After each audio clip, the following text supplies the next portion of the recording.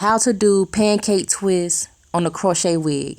Alright, you're going to take your clips and you're going to place them right after the part so you can have some room to twist your hair. Alright, 1, 2, 3 clips. Bing. Then you're going to take your hand and you're going to smooth the hair backwards. After you smooth the hair backwards and gather all the strands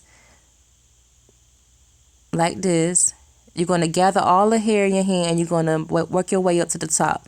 When you go to the top, you're going to start twisting lightly. The tighter you twist, the smaller your pancake twist is going to look, and the looser your twist, the bigger your pancake twist is going to look. So it's all about preference at this point.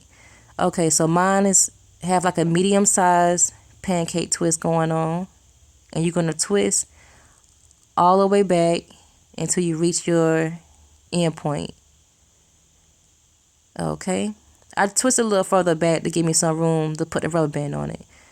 Okay, so take 2 rubber bands and twist it at the end. Now the trick to this is you gotta hold the end of the twist down with your fingers as you putting the rubber band on, because if you don't, you're gonna pull the strings out and it's gonna look raggedy.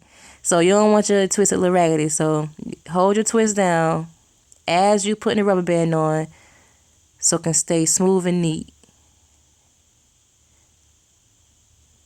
Twist as tight as you can so the twist can stay secure.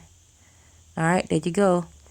Alright, to secure it, you're gonna spray some Pump It Up spray. Some people use different sprays, but in my case, this is an old school style, so I'm gonna use my old school products.